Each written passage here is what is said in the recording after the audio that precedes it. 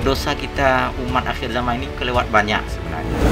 Sumber, kalau nggak ada referensi, semua orang bisa ngomong gitu kan. Bulan pun mungkin bisa ngomong.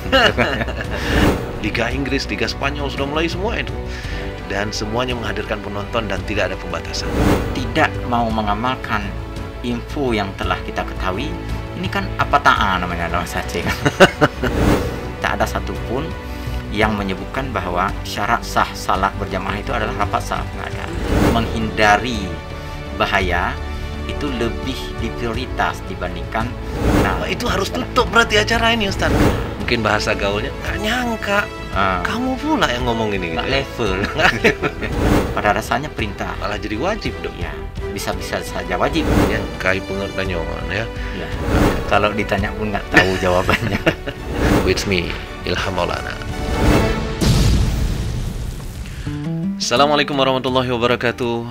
Selamat malam, selamat pagi, selamat siang, selamat dan salam sehat untuk semua yang menonton kita hari ini. Ketemu kembali dengan saya pada hari ini, Ilham Maulana, di Uppercut edisi kedua. Di edisi pertama, kita sudah mendiskusikan panjang lebar dengan seorang pakar, orang medisin, pakar di bidang virus, COVID. Dan waktu itu perspektif yang dibahas adalah perspektif medisin, perspektif kesehatan. Hari ini kita mengundang seseorang yang barangkali bisa jadi mengcounter apa yang tersebut minggu lalu, atau mengkonfirmasinya kembali menjadi lebih kuat daripada sebelumnya. Kita akan hadirkan hari ini, malam ini, Ustadz Dr. Samsul Bahri MA. Beliau, seperti kita tahu, adalah salah seorang dai, salah seorang yang paham tentang seluk-beluk agama yang terhubung dengan berbagai hal, termasuk barangkali insya-Allah tentang COVID ini. Itu sebabnya kita sudah hadirkan di studio pada malam hari ini, dan kita sapa dulu. Assalamualaikum Ustaz. Waalaikumsalam warahmatullahi wabarakatuh. Sehat Ustaz ya? Alhamdulillah sehat. Alhamdulillah. Steady-nya luar biasa, hitam. Alhamdulillah, anugerah Allah. Alhamdulillah. Ada min fadli Rabbi. Min fadli Rabbi, fa bi ayyi ala'i rabbikum Nah. tukadziban. Masya Allah. Ustaz, ini sekitar sudah 2 tahun ya, hampir Ya. COVID datang ke kita dan seterusnya. Udah banyak korban, kawan-kawan kita juga sudah banyak yang wafat. Bisa jadi juga karena itu penyebab utamanya atau yang lain, wallahu a'lam bishawab. Nah, yang jelas ada berbagai perspektif kemudian berseliweran tentang COVID ini. Nah, edisi sebelumnya di Uppercut ini barangkali Ustadz mudah-mudahan juga sudah pernah menonton, bahwa kita sudah bicarakan dari perspektif seorang dokter, Iya. medisin. Apa itu virus, bagaimana dia menyerang, berapa lama dia bertahan, kenapa dia bisa mematikan, dan seterusnya. Terus kenapa harus vaksin, dan seterusnya. Nah, malam hari ini atau siang hari ini kita ingin mendengar dari seorang pakar agama, insya Allah, apa yang sebenarnya menjadi pemahaman secara agama tentang COVID ini. Sebelum kita kemana-mana, COVID dulu nih Ustaz. COVID dulu. Gimana pandangan agama terhadap virus, pandemi, atau sesuatu yang seperti ini?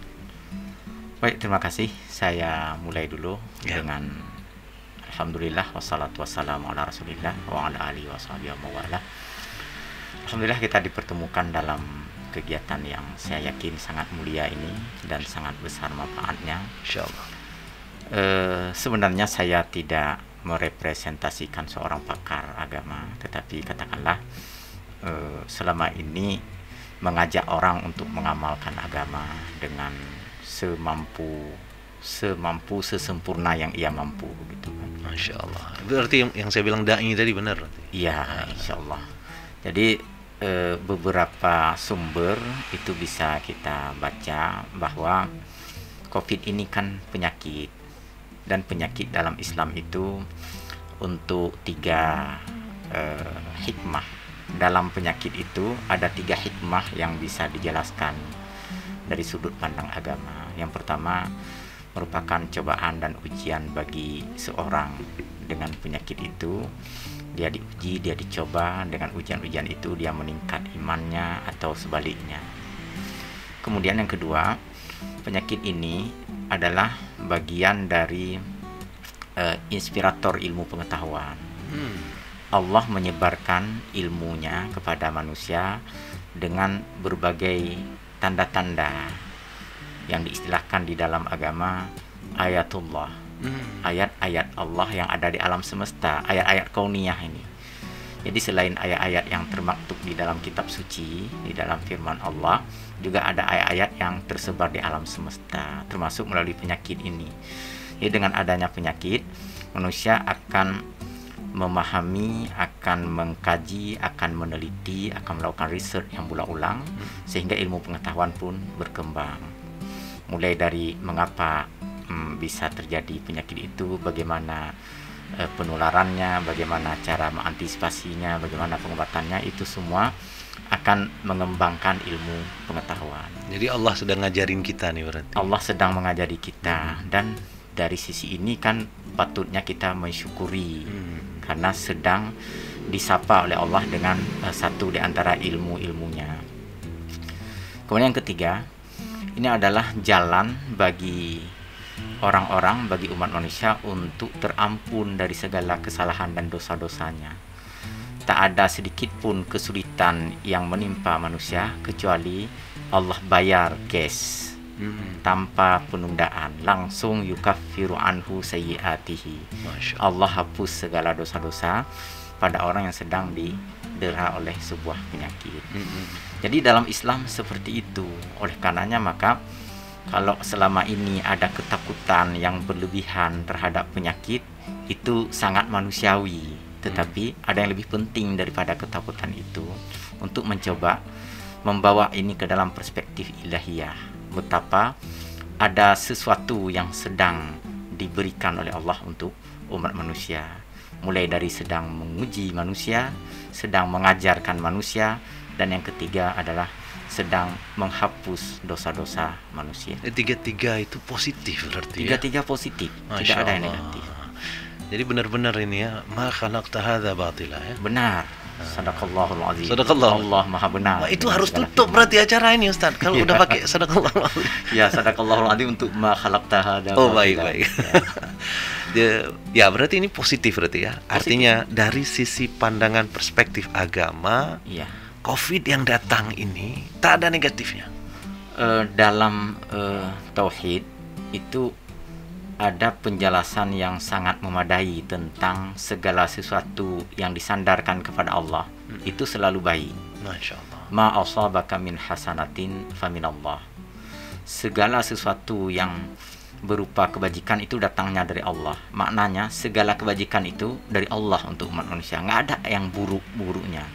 Wa ma asabaka min sayyi'atin famin nafsika. Ketika Anda merasakan kesulitan atau sisi buruk dari yang Anda alami, itu karena perspektifmu sendiri, karena cara pandangmu sendiri, bukan dari sononya buruk itu. Baik. Berarti jadi, kejadiannya sebenarnya tidak buruk, tapi kita memandangnya buruk. Ya, kita memandangnya buruk dengan cara pandang yang sangat terbatas dari kita. Iya.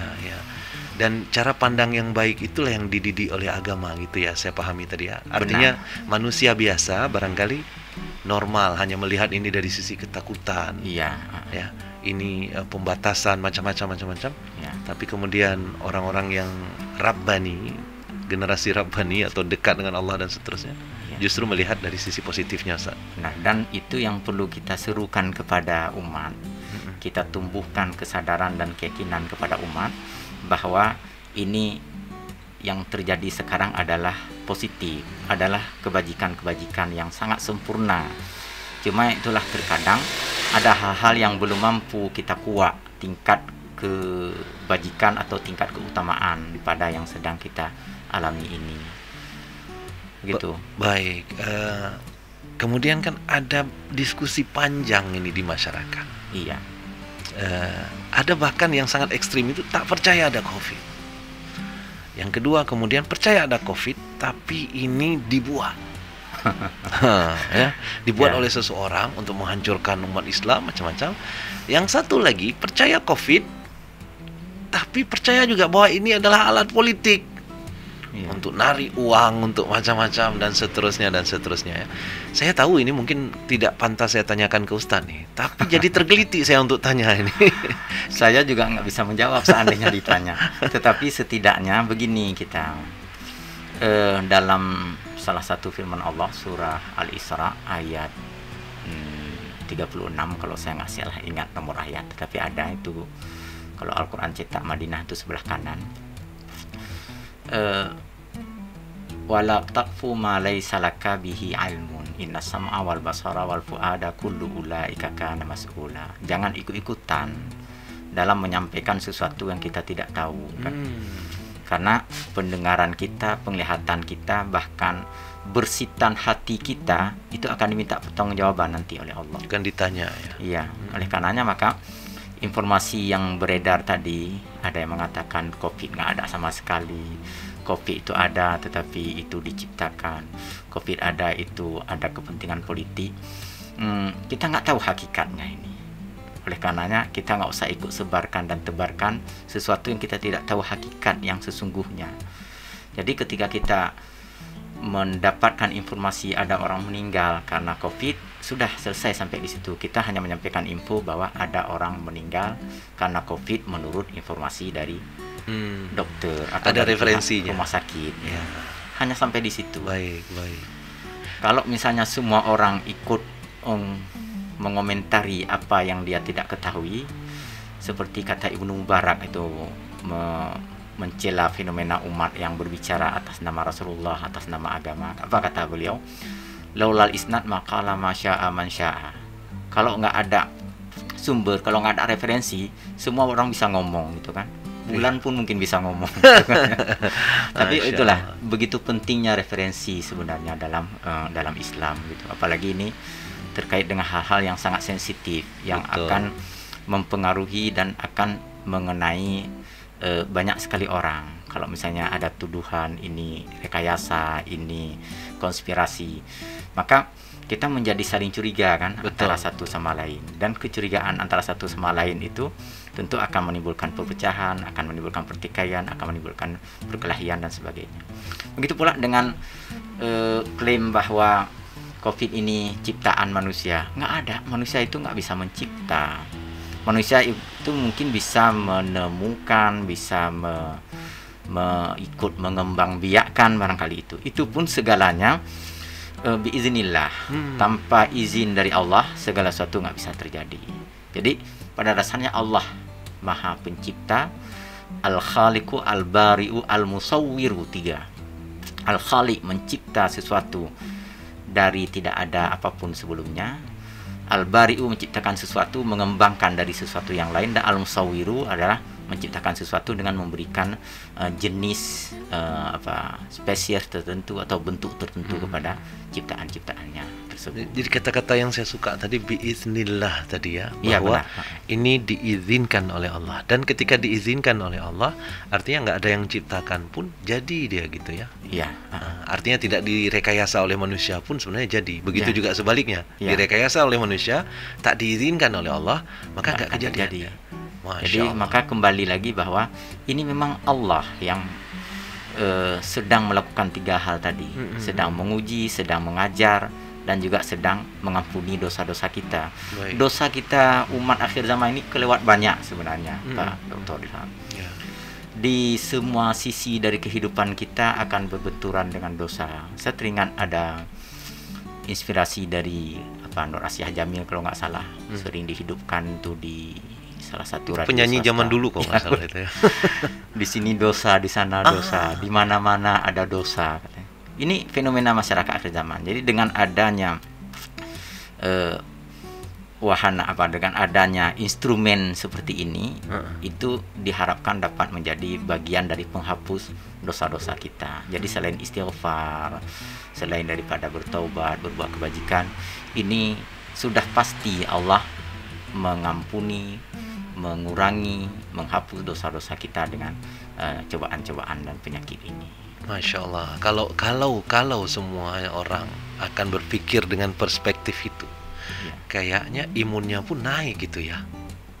Ini bagian dari kewajiban kita untuk mengingatkan semua orang agar meyakini atau memiliki keyakinan yang seperti ini.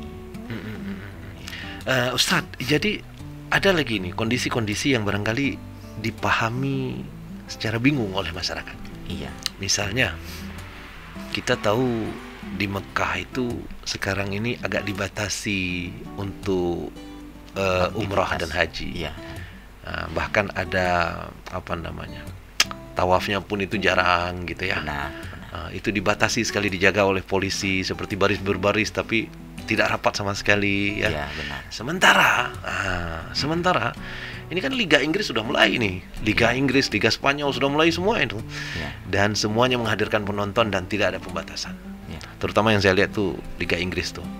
Penuh stadion dan sebagainya, dan itu ditampakkan oleh orang-orang, itu disebar melalui media sosial. Penampakan dua hal yang berbeda itu. Nah, ini menguatkan kembali prasangka bahwa ini dibuat oleh seseorang, oleh mereka. Ya. Apa komentar Ustadz dengan ini? Terkait dengan adanya sikap yang ambigu dari umat manusia di beberapa wilayah yang berbeda, saya nggak bisa komentari. Bahkan kadang-kadang di tempat yang sama ada ambiguitas yang sangat berat lah gitu, yang sangat tajam gitu. Suatu kali kami salat di masjid yang safnya dijarangkan, lalu ditonton, difoto, direkam oleh beberapa jurnalis yang mereka berdiri rapat-rapat begitu. Ini kan contoh tingkat ambigu yang sangat tajam antara dua perilaku ini. Jadi agak susah mengomentari ini, kecuali seperti yang dikatakan oleh Ustadz Das'ad Latif tuh, beleng-beleng gitu kan. Maksudnya aneh dan ganjil yang seperti ini kan. Beleng-beleng. Ya. Tapi bagi saya yang penting adalah kita sejauh ilmu yang kita miliki, saat kita mengamalkan, Allah akan tambah ilmu pengetahuan untuk kita. Masya Allah. Ketika kita mendapatkan info dari pakarnya bahwa penyakit ini bisa terjadi penularan dengan jarak tertentu dan akan sulit untuk menular dengan menjaga jarak tertentu, kita ikuti advice-nya itu, sarannya itu. Dengan mengikuti itu berarti kita mengamalkan pengetahuan. Dengan mengamalkan itu ada dua yang kita peroleh. Yang pertama, allamahu ma lam ta'lam, allamahu ma lam ya'lam. Allah akan mengajarkan apa yang belum ia ketahui. Dan yang kedua, kita berpahala atas dasar mengamalkan pengetahuan yang telah ada. Sebaliknya, dengan tidak mau mengamalkan info yang telah kita ketahui, ini kan apa ta'an namanya dalam bahasa Aceh kan. Artinya dia udah tahu tapi nggak mau mengamalkan kan. Ini kan buruk sekali, cacat betul dia. Dan orang yang seperti itu tentu saja tidak akan mendapatkan tambahan ilmu lagi dari Allah Subhanahu wa taala. Karena begitu janji Rasulullah. Iya, jadi berarti itu sekaligus terjawab juga ya. Bagaimana ini kan banyak sekali polemik yang muncul di masyarakat ketika ada masjid juga yang menjarangkan, ada masjid yang tidak menjarangkan dan seterusnya. Iya, benar. Pada dasarnya mereka mempertanyakan itu sebenarnya, mana yang pantas diikuti, mana yang benar dan seterusnya. Karena saya pernah melihat sendiri itu di tempat tertentu, itu orang balik kanan itu. Iya. Nggak jadi ikut. Begitu melihat kondisinya berbeda dengan keyakinan mereka. Itu di jamaah kita, jamaah Banda Aceh dan sekitarnya, itu sudah mengajukan pertanyaan kepada saya, mungkin sudah lebih 20 orang. Masya Allah. Terkait dengan penjarangan saf. Saya jawab secara pribadi, japri ya. Saya jawab. Beliau nggak puas. Ustadz, tolong dijawab di masjid raya, di mimbar masjid raya.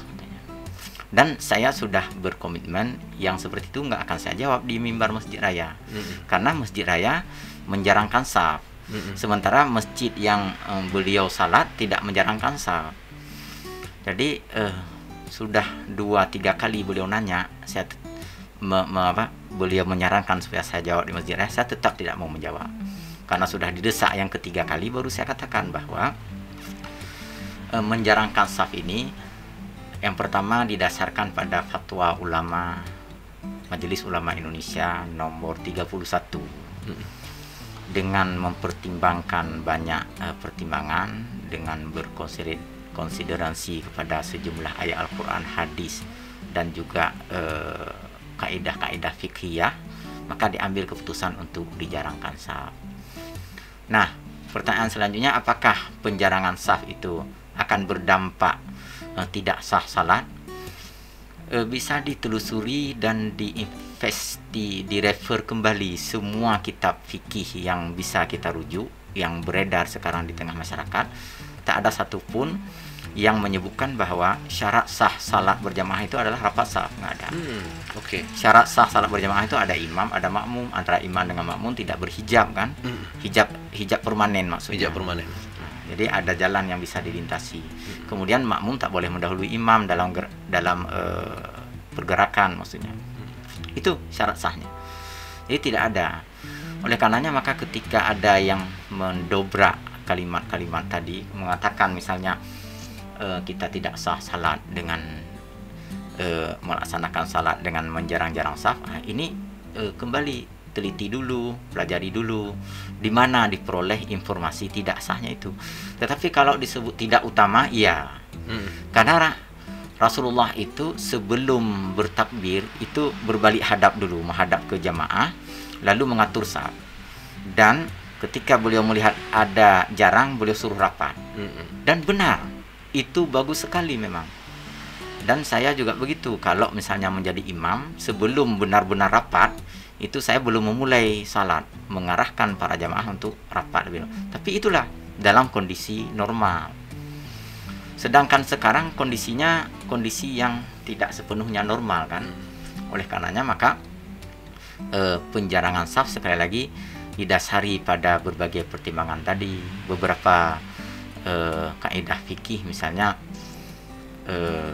darul mafasid muqaddamun ala jalbil masalih. Darul mafasid itu menghindari bahaya itu lebih diprioritas dibandingkan merebut atau menggapai keutamaan. Keutamaan di sini apa? Pahalanya sempurna kalau rapat saf. Tapi itu tidak diutamakan menghindari kerusakan, menghindari kesengsaraan itu lebih didahulukan. Kemudaratan tadi. Menghindari kemudaratan itu lebih diprioritaskan dibandingkan menggapai kemaslahatan. Jadi beberapa kaidah ini dipahami oleh para ulama sehingga terjadilah penjarangan saf tersebut.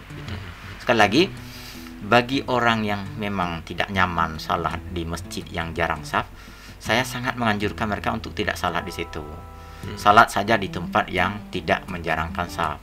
Karena kenyamanan itu penting juga. Jangan sampai sepanjang salat dia gelisah kan? Nyusah Tuhan, sah apa enggak kan? Jadi lebih bagus salat saja di mana yang ia meyakini sahnya itu. Baik, Ustadz, kalau kita mau membandingkan nih, katakanlah tadi mencari referensi lah, ya, apa yang terjadi sekarang itu kan mungkin pernah terjadi itu di masa Rasulullah SAW atau di masa para sahabat dan seterusnya. Nah, ketika mereka mengalami hal yang seperti ini, anggaplah mungkin kayak pandemi atau wabah atau apapun lah yang seperti itu, ada referensi nggak Ustadz yang bisa kita ambil intibarnya? Ada kejadian nih pada tahun ke-18 Hijriah. Saat itu Umar bin Khattab menjadi khalifah. Pusat negara waktu itu di Madinah. Syam adalah salah satu wilayah daerah, salah satu provinsi yang provinsinya provinsi surplus. Maksudnya Syam itu kaya, memberikan banyak pendapatan kepada pusat, kepada ibu kota negara. Oleh karenanya maka Umar bin Khattab selaku khalifah itu sewaktu-waktu berkunjung ke Syam. Syam itu Suriah, Jordan, masuk Palestina. Jadi suatu kali dalam perjalanan bersama rombongannya, sesampai di sebuah kampung namanya Sakhrah. Jadi di kampung atau kota kecil lah begitu. beliau mendengar info bahwa di Syam sedang terjadi penyakit, Wabah. sedang berjangkit wabah. Lalu kemudian Umar bin Khattab bermusyawarah dengan teman-teman, dengan sahabat, dengan koleganya yang ikut dalam rombongan waktu itu, sampai mengambil kesimpulan. Kesimpulannya adalah nggak jadi masuk ke Syam. Balik lagi ke Madinah. Beda dengan sekarang kan. Sekarang kita udah tahu, hari ini udah tahu kejadian di wilayah lain, cepat tahu karena media informasi begitu cepat. Waktu itu kan belum. Jadi hanya ketika sampai di kota kecil Sakhrah itulah beliau mendapatkan info bahwa di Syam sedang berjangkit wabah penyakit. Umar bin Khattab kembali ke Madinah. Sebelum kembali, pada saat Umar mengumumkan kepada umat waktu itu, kepada masyarakat waktu itu, Gubernur Syam yang bernama Abu Ubaidah bin Al-Jarrah, ini panglima yang diangkat oleh juga sejak Rasulullah sudah diangkat menjadi panglima untuk perang-perang terbatas, dan diangkat kembali oleh Umar bin Khattab dulu menggantikan Khalid bin Walid kan. Abu Ubaidah merasa keberatan dengan ide Umar kembali lagi ke Madinah karena perjalanan sudah sangat dekat dengan Syam. Lalu bertanya dengan sebuah pertanyaan yang sangat menarik untuk kita simak. Pertanyaannya, atafiru min qadarillah ya Amiral Mukminin? Wahai Khalifah, apakah engkau hendak lari dari ketentuan Allah? Takdir Allah. Dari takdir Allah. Umar menanggapi jauh lebih menarik lagi. Lau ghairuka qala hada ya Aba Ubaidah. Maunya bukan orang seperti engkau yang ngomong seperti ini, wahai Abu Ubaidah. Maksudnya, engkau ini kan panglima, engkau ini orang hebat. Bahkan waktu itu juga gubernur Syam. Maunya, kalaupun ada omongan seperti ini ya dari masyarakat kelas bawah lah. Mungkin bahasa gaulnya, nggak nyangka kamu pula yang ngomong ini gitu. Nggak level. Itu kan. Oke. Jadi setelah itu Umar bin Khattab melanjutkan, nahnu nafiru min qadarillah ila qadarillah ukhra. Kami, kita berlari dari sebuah takdir Allah kepada takdir Allah yang lain. Maksudnya kalau masuk ke Syam, takdirnya berkemungkinan diserang wabah. Kalau saya tidak masuk ke Syam, besar kemungkinannya terhindar dari wabah. Dua-duanya takdir. Oleh karenanya, ini menjadi catatan dan pelajaran bagi kita di masa kini. Kalau kita tahu ada peluang-peluang kesulitan di situ, ya kita hindari. Kenapa kita hindari? Apakah kita menghindari takdir Allah? Tidak. Kita nggak akan pernah bisa keluar dari takdir Allah. Hanya saja kita sedang membuat pilihan-pilihan dalam hidup. Ketika pilihan itu kita jalani, apa yang terjadi itulah takdir Allah Subhanahu Wa Taala.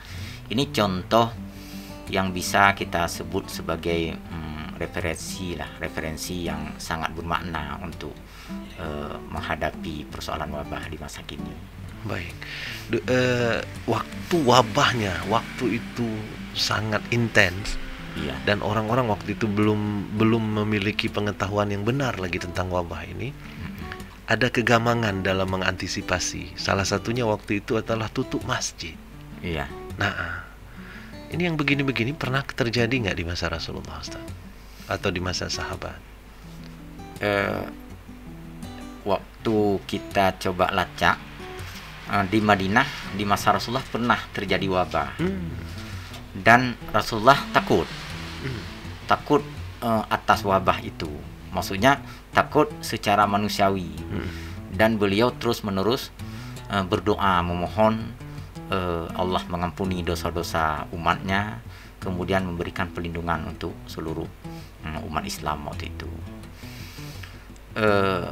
Ada beberapa bacaan yang katakanlah disandarkan kepada Rasulullah, tetapi nggak sampai pada tingkatan tidak beribadah berjamaah, misalnya tutup masjid itu. Setahu saya, seingat saya tidak sampai, karena kita bisa cek dengan sumber yang lain yang menyebutkan bahwa sejak Masjid Nabawi itu didirikan oleh Rasulullah, itu berlangsung berkesinambungan ibadah salat berjamaah, tidak pernah putus sampai wafatnya Rasulullah kan. Bahwa Rasulullah ketika menjelang wafat, beliau nggak hadir atau terlambat hadir untuk menunaikan salat subuh, kan dijemput waktu itu. Betul. Dengan asumsi bahwa selama ini Rasulullah selalu hadir dan selalu salat berjamaah bersama para sahabat. Jadi kita cross check informasi-informasi ini. Jadi wabah pernah terjadi di masa Rasulullah, tetapi tidak sampai meninggalkan aktivitas salat berjamaah, tidak sampai tutup masjid lah. Ada nggak keterangan Ustadz wabahnya apa waktu itu? Apakah minimal jenisnya lah, kulit kah, paru-paru kah, perut kah? Saya tidak tahu persis, karena bahasa itu kan ada istilah ta'un. Jadi yang disebut di dalam kitab turas itu memang ta'un, dalam hadis pun ta'un. Rasulullah bersabda begini, fa idza sami'tum bit-ta'uni bi ardin fi ardin, idza sami'tum bit-ta'uni fi ardin fala tadkhuluha. Sedangkan riwayat satu lagi dari Abdurrahman bin Auf, idza sami'tum bi ainin fi ardin. Jadi ta'un dalam riwayat lain ainin. Dua-duanya itu kalau kita terjemahkan memang seperti wabah atau penyakit yang mudah menular. Mudah menjalar gitu mudah ya. menjalar. Baik. Fala tadkhuluha. Kemudian fa idza antum fiha fala tafirru minha firaran. Jadi kalau kalian mendengar di suatu daerah itu ada wabah, jangan masuk ke daerah tersebut. Dan seandainya kalian sudah terlanjur berada di daerah itu pada saat berjangkitnya wabah, jangan keluar dari situ. Larangan masuk tentu untuk mencegah agar seseorang tidak terkena wabah. Larangan keluar tentu untuk mencegah dia tidak menularkan wabah kepada orang lain, kan? Baik. Nah, ini saya kira referensi-referensi yang sangat memadai ketika kita jadikan sebagai pedoman dan panduan hari ini untuk menjaga jarak, untuk apa lagi, lockdown misalnya, istilah-istilah itu, supaya orang pakai masker gitu ya. Pakai masker dan sebagainya, isolasi mandiri macam-macam. Ini sudah cukup memadai bagi kita merefer kepada tuntunan sejarah tadi. Nah, setelah sekian banyak tadi hal yang kita diskusikan, kira-kira rekomendasi Ustadz untuk orang yang sekarang di Aceh sajalah, atau di seluruh Indonesia, atau di mana saja mereka berada, apa sebenarnya yang harus dilakukan oleh mereka menghadapi kondisi yang kayak sekarang? Ini kan sekarang sepertinya, kalau di Aceh ya khususnya, ini angkanya lagi naik banget ini. Lagi luar biasa ini. Orang-orang, kita dengar di daerah-daerah tertentu, ada kampung yang saya dengar itu bulan Agustus saja. Agustus belum selesai nih, tapi bulan Agustus saja angka kematian sudah 14. Itu bulan Agustus saja. Artinya Agustus selesai ini bisa jadi nambah nih. Jadi wallahu alam, bagaimana, apa sikap yang harus dilakukan oleh masyarakat nih, individu dan juga komunal? Kalau kita kembali kepada pembicaraan awal kita tadi, yang pertama, mari kita bangun perspektif positif terhadap penyakit ini. Ini merupakan bagian dari cobaan Allah. Ini merupakan pembelajaran dari Allah, dan ini juga wahana atau sarana penghapusan dosa-dosa kita. Jadi jangan dijadikan sebagai sumber kecemasan yang berlebihan. Saya khawatir gara-gara cemas nanti itu bisa menimbulkan keadaan yang lebih berat lagi. Kemudian yang kedua, segala informasi yang sudah kita bahas tadi, bagaimana tata cara Rasulullah, juga bagaimana yang terjadi pada Umar bin Khattab, itu kan dua referensi yang sangat utama untuk kita rujuk saat ini.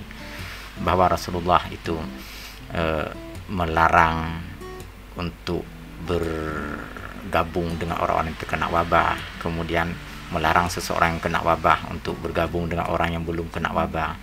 Ini bisa kita lakukan dengan menjaga jarak, dengan memakai masker, dengan melakukan isolasi dalam waktu-waktu tertentu. Hindari kerumunan ya. Hindari kerumunan, benar.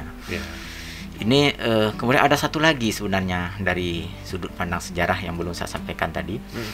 Abu Ubaidah itu cerita selanjutnya meninggal dunia di Syam. Karena wabah. Beliau tetap bersama masyarakat Syam, hendak memperbaiki keadaan masyarakat, dan qadarullah beliau memang diserang oleh wabah. Umar bin Khattab mengangkat gubernur baru. namanya Amr bin As.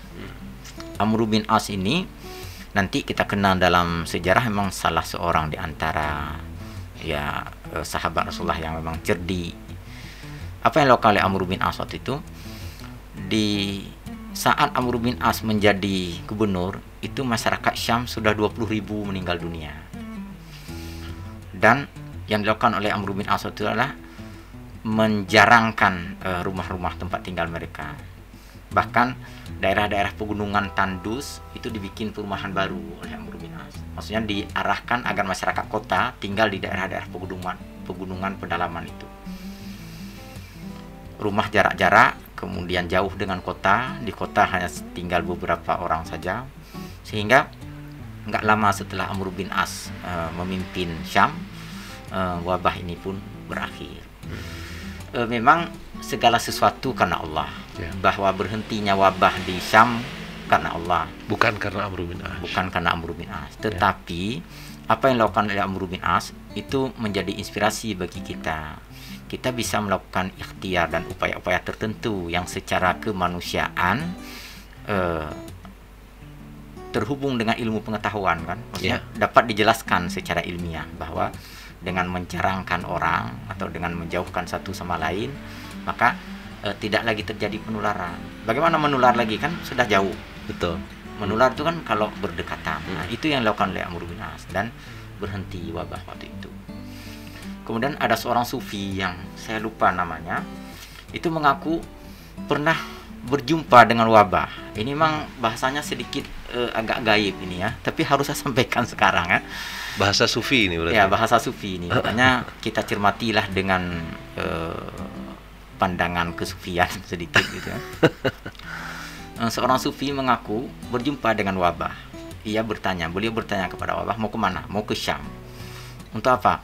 Mau saya cabut nyawa orang Syam itu 10.000 orang. 5.000 malah. 5.000 orang. Lalu setelah sekian lama, ada berlangsung sekitar 8 bulan, itu sudah meninggal 20.000. Sang sufi ini protes, memanggil kembali wabah, meminta pertanggungjawaban wabah, kenapa engkau berjanji mencabut nyawa 5.000 orang Syam tetapi ini sudah 20.000. Apa jawab wabah? Yang saya cabut hanya 5.000. Yang lain itu mati ketakutan. Jadi panik berarti. Ya, mati karena panik. Ini sekali lagi ini sufi yang mengatakan susah kan diuji validitasnya. Ya. Tapi itulah informasi yang bisa kita temukan dan bisa dihubungkan dengan ilmu pengetahuan betapa ketakutan dan kecemasan itu akan sangat besar peluang bagi kita untuk mengalami kesulitan-kesulitan. Ya, tadi kan menurunkan imun ya. Benar. Kemudian turun imun gampang virus masuk gitu ya. Benar. Logika sederhananya kali ya. Masya Allah. Jadi berarti prokes ini harusnya diikuti gitu ya oleh masyarakat ya. Saya sangat menganjurkan untuk diikuti, semampu diikuti begitu. Memang tantangan kita untuk mengikutinya banyak. Misalnya begini, pada saat kita sedang menggiat-giatkan orang menjaga jarak, nanti ada godaan lain, misalnya ada orang lain tidak melakukan jaga jarak misalnya. Ini mestinya kita harus memandang pilihan kita itu pilihan cerdas. Untuk apa mempersoalkan orang lain yang telah melakukan pilihan apa ta'ah tadi kan? Nah, gitu. Saya udah lama kali nggak dengar apa ta'ah terus. Dan hari ini udah 2 kali tersebut ya. Ya, susah menyebutkan ungkapan lain gitu ya. Memang cocok itu. Cocok itu ya. Ustadz, ini kan karena terhubung tadi dengan prokes, terus tadi jumlah apa ta'ah kan lebih banyak daripada jumlah orang yang ikut prokes gitu kira-kira ya. Orang seakan-akan mempertanyakan juga ini tentang keabsahan sholat kalau pakai masker. Nah, itu dia. Jadi kan pakai masker itu benar. Hidung kan nggak terhubung dengan sajadah jadinya. Iya. Jadi itu dipermasalahkan besar itu. Iya. Sehingga itu dipertanyakan habis-habisan. Ini gimana sebenarnya yang disebut dalam fikih?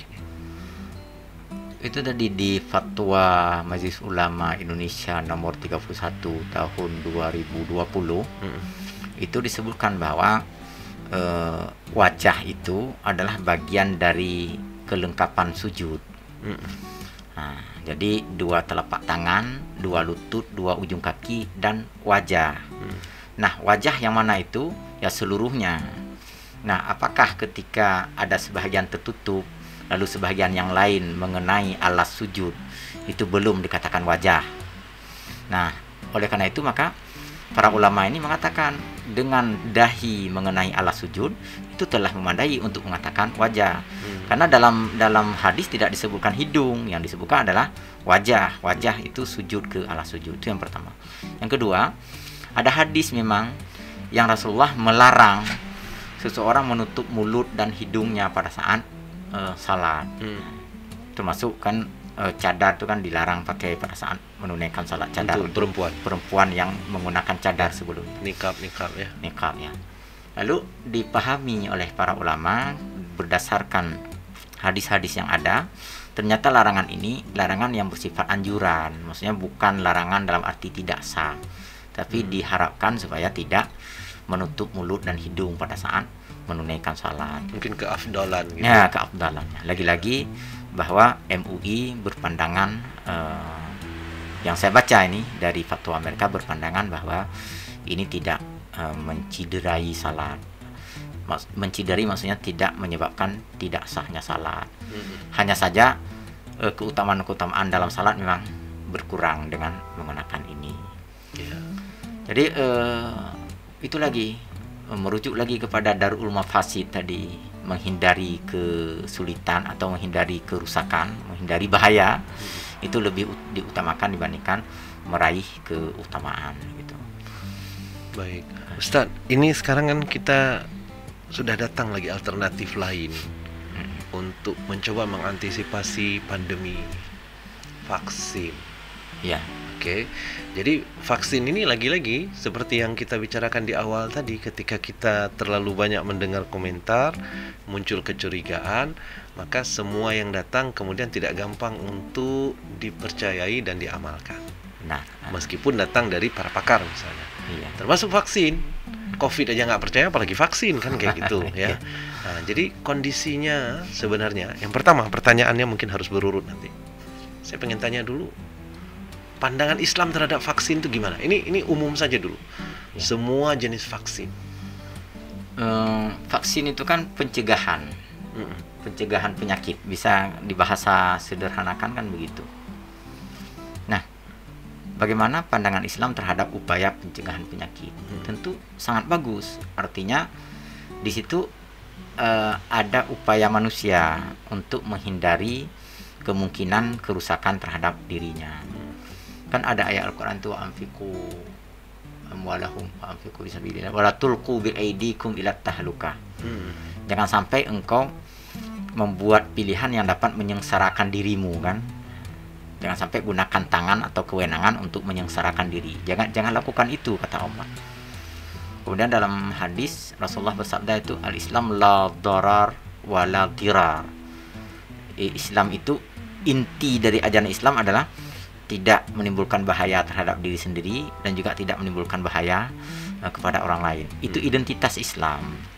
Maka ketika ada peluang-peluang bahaya, diantisipasi dari awal, dicegah jangan sampai menimbulkan bahaya baik bagi diri sendiri maupun bagi orang lain. Saya kira dengan pandangan-pandangan ini kita bisa pahami bahwa vaksin itu pada rasanya perintah. Pada dasarnya ini, pada rasanya perintah. Malah jadi wajib dong. Ya, bisa-bisa saja wajib ketika memang betul-betul sangat dibutuhkan. Ya. Ini secara umum begitu. Oke. Terus ini kemudian berkembang ke vaksin COVID. Iya. Vaksin COVID kan kemarin itu terhubung lagi dengan yang kai pengetahuan ya. Iya. Ini akan ada chipnya, akan 2 tahun kemudian akan mati kita semua karena sudah disuntik dan seterusnya. Itu berkembang luar biasa itu di masyarakat. Ya. Nah, saya tidak tanya di sisi medisnya pada Ustadz, bahwa apakah betul vaksin itu akan membunuh kita, saya nggak tanya itu. Nah, yang saya ingin tanya adalah, kalau ditanya pun nggak tahu jawabannya. Ya, fas'al ahli dzikri ya. Ya, benar. Yang ingin saya tanya adalah sebenarnya, kalau kemungkinan ini terjadi, bagaimana status kita dalam agama? Misalnya, kalau kemungkinan yang pertama kita ditipu, Iya. bahwa vaksin itu sebenarnya adalah racun, bahwa vaksin itu sebenarnya adalah pembunuh kita di masa akan datang, bahwa vaksin itu ada chipnya, bahwa vaksin itu dan seterusnya dan seterusnya. Kalau itu betul terjadi, betul itu yang diisi. Nah, bagaimana kita itu di hadapan Allah? Maksudnya dapat imbalankah kita? Atau dapat pengampunankah kita? Atau apakah itu positif atau negatif juga? Itu pertanyaan. Sebelum sampai ke sana, ini dulu. Sejauh mana peluang kita mengetahui vaksin itu sekarang? Maksudnya vaksin itu bagus apa enggak? Iya. Beberapa kitab turas yang menyebutkan tentang pengobatan itu diniscayakan ada dua bahan yang digunakan untuk pengobatan, kemudian tata cara pengobatan. Terkait dengan tata cara vaksin mudah kan, cuma disuntik, artinya tidak menimbulkan bahaya. Kemudian bahan yang digunakan itu apakah dari jenis yang haram atau jenis yang halal atau jenis yang merusak atau jenis yang membawa manfaat. Ini penjelasan ini perlu kita pahami lebih lanjut. Misalnya begini, kalau kita yakin bahwa dari sumber yang meyakinkan bahwa itu adalah haram, maka kita wajib hindari lebih dahulu. Karena tingkat keterdesakan terhadap vaksin itu tidak terlalu tinggi. Bukankah tadi sudah ada penjelasan penyakit ini kan menular karena berdekatan. Maka ada solusi lain dengan cara menjaga jarak, dengan cara memakai masker. Itu kita bisa memutus penularan. Jadi vaksin bukan satu-satunya. Kita baru boleh menggunakan benda haram untuk obat ketika memang tidak ada tidak terbuka atau belum terungkap ada alternatif lain. Misalnya dalam keadaan sudah sangat terdesak, sementara opsi pilihan kita nggak ada. Cuma itu satu-satunya. Sedangkan ini kan ada banyak pilihan lain. Kemudian ketiga, tingkat bahayanya itu memang harus dipelajari dan harus dijelaskan dengan lebih sempurna untuk membuat pilihan apakah kita menerima atau tidak menerima vaksin. Ini dulu sebagai pengantarnya, dokter. Baru kemudian adalah seandainya terjadi seperti yang dikhawatirkan terhadap kita, padahal kita sudah tahu bahwa vaksin itu tidak berbahaya, vaksin itu tidak haram, suntik vaksin itu sesuatu yang sederhana, maka seandainya terjadi bahaya juga, inilah yang disebut dengan meninggal syahid. Syahid fil akhirah namanya. Ada syahid fid dunya, ada syahid fid dunya wal akhirah, ada syahid fil akhirah. Apa yang dimaksud dengan syahid fil akhirah?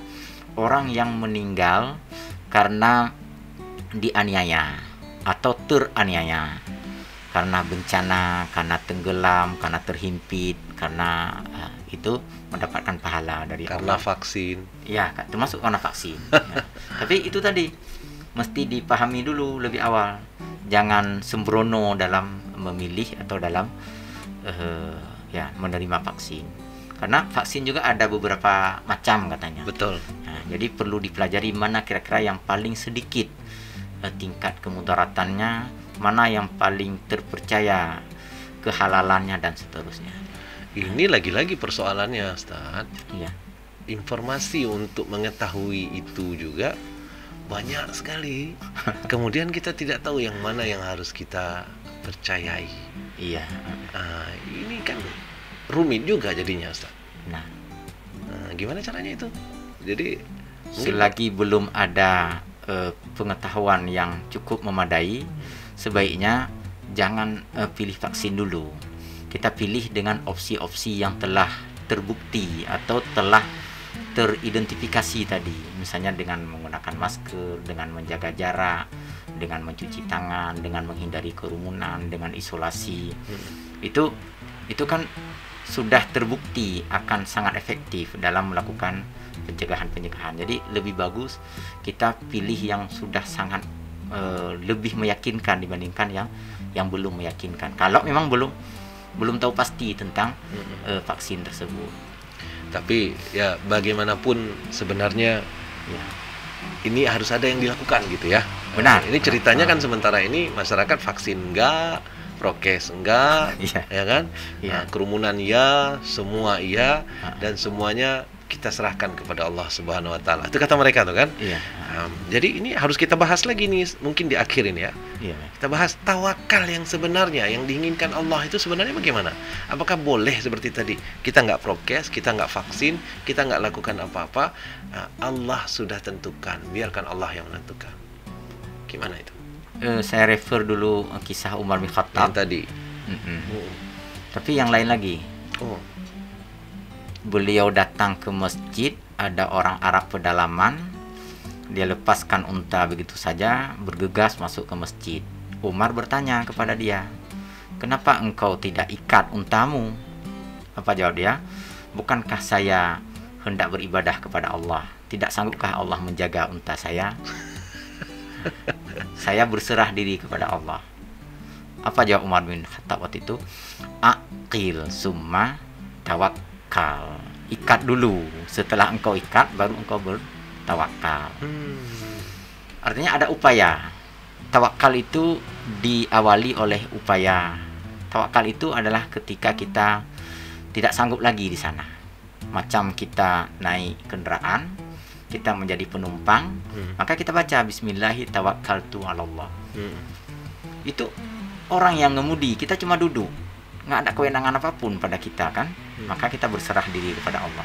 Selagi kita ada kewenangan, maka kita manfaatkan segala kewenangan. Misalnya kita yang menjadi pengemudi, pada saat kita menjadi pengemudi, kita jaga dengan baik di tikungan mana kita harus turunkan, kita langsang dikit, kita rem dikit misalnya. Nah, itu selagi kita ada pilihan berbuat, kita mesti berbuat dulu. Tawakal adalah ketika kita tak ada pilihan untuk berbuat apa-apa lagi. Begitu pula dengan COVID ini. iya. Masih banyak yang harus kita dan bisa kita lakukan.